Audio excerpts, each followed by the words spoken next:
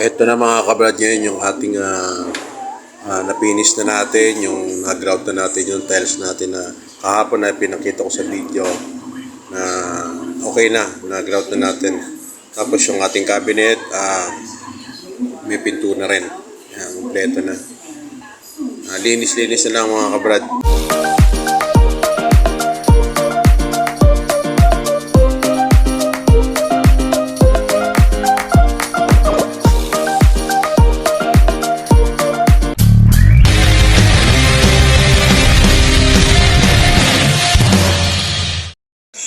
Muli, isang napakagandang hapon muli sa atin lahat. At itakadarating nga lang natin dito sa farm. At makikita nyo yung ating mga alaga. Yun, nakahilera, nakaabang. Hindi pa pala napapakain. Ngayon pala nakakatapos pa lang ni Joel. Well, hindi pa ito kumain? Hindi pa pala. Kaya ito yung ating mga nakaabang sa atin. Tara, papakain muna tayo si Joel na bahala dyan sa native. Ayan, mga nagawa na rin yung abibe.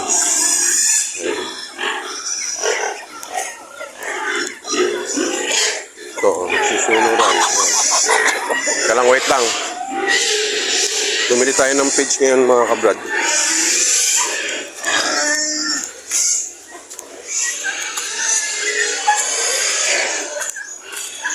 Well, ikaw na magpakain sa native. Sige. Okay.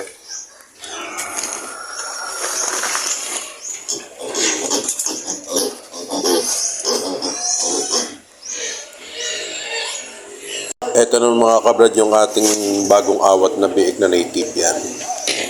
Naman yung native na. Ito yung mga manok natin, mga nakaabang. Ayan.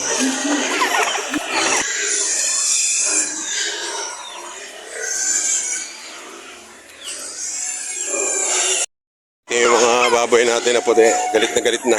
Dahil siguradong mga gutom na yan. Pakain muna tayo. Medyo. Hop. Nagutom. Ito muna yung mga manok natin.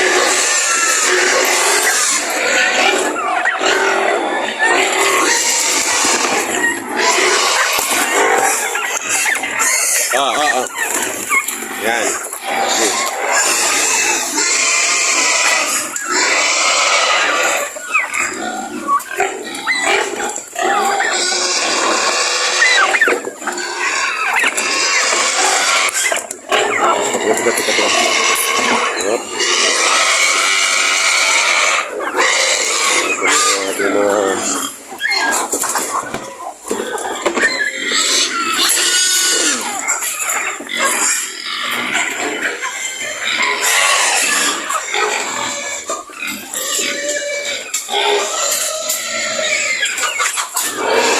Tingnan mo, dito na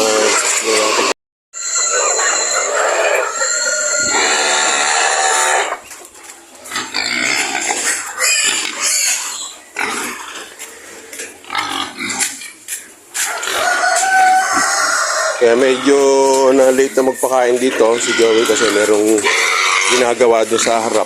Meron siyang winewerding pinakisuyo nung ating kapitbahay dito. Kaya ngayon pa lang natin pakakainin. Tingnan mo yan.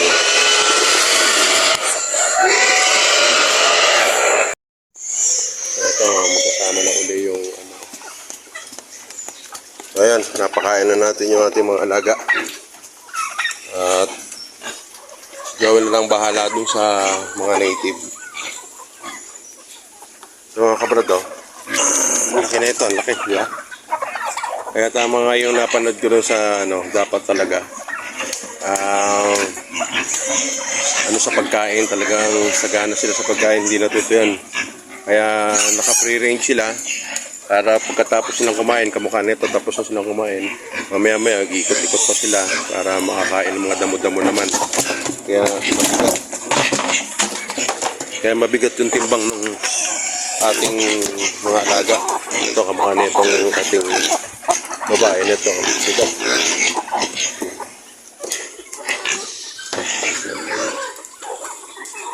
Well, pasuyo na lang no ano doon. Yung starter.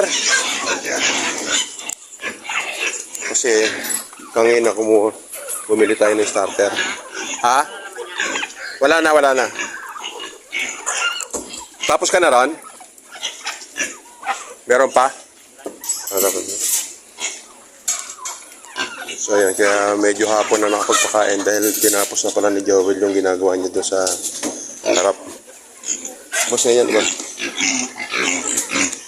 Ito kulang pa ito, well, eh. Tingin ko lang yan. Wala akong nabiling ano doon. Na ano ka lang, Moy, yung breeder. Bumili na lang ako ng dab. Dito ko ilalagay. O yan, dyan, o. Dito kasi nalilito ako eh. Oo.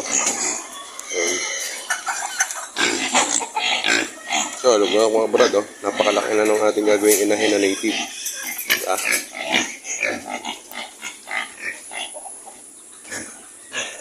So, ito naman yung ating mga bibe. Sakto by December, may didispatch na natin yan.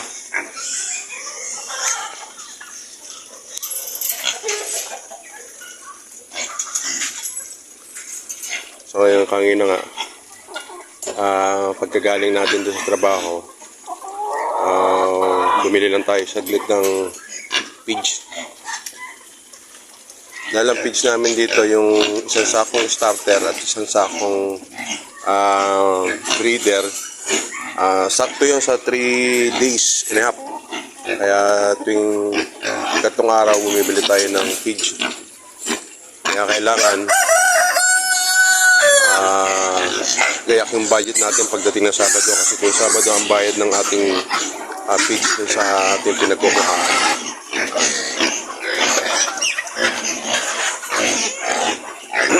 Pag doon naman tayo mga kabrad na lipat dun sa lilipatan natin dun sa kabila na meron tayong na bili na kapirasong lote, doon na natin ilalagay yung ating mga alaga na to. At yung ating mga magbabago tayo ng style naman sa pag-aalaga, hindi na siya ganitong nakakawala kung saan. Naka pre-range pa rin pero meron tayong gagamiting net. Naka-net 'yun mga kabrad. Walang breeder doon sa kinukuha natin kaya doon lang tayo bumili doon sa kinukuha natin na isa kay Lakatotoy.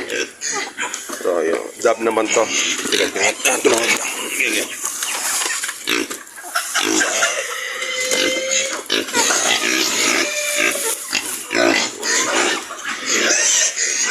Ito ang dab. Kaya lang mahal. Napakamahal na ito doon. Ang dab na to. So, nakikipag-unahan naman itong ating ito yung gagawin natin na breeder na manok. Ay cross natin ito sa Rhode Island. Siguro ito nasa mga halos 2 kilo na yung pang neto. Sa kalahati. Ganun.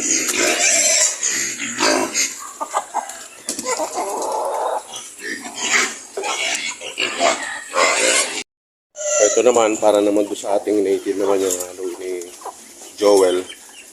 Yun niya yung sapan ng taho. Wala lang tayong fermented na ano. Meron pa. Meron pa tayong fermented na saging. Puno ng saging. Pero ipakain mo doon sa ano, well, sa mga maliliit. Yung pre-starter. Dusawin mo. Yan. Sabay. Na. Yung ano, yung binili mo. Oh, bumili ko ng bali 7 kilo yun eh. 7 kilo. Huwag na yung ano, starter na. Kapag itong hinalo ni Joe, may pa-take 2 pa yung ating mga alaga. Pa-take 2 pa yan.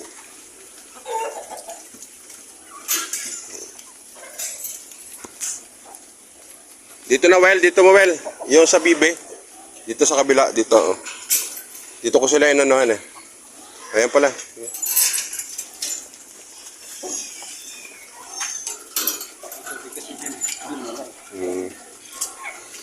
Ayan.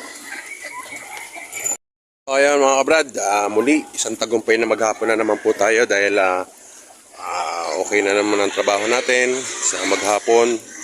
At yung ating sa mga alaga naman at okay naman at masisigla at malulusog.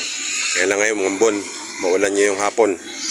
At masisigla yung ating mga alaga. Kaya muli, maraming salamat sa atin lahat. God bless po.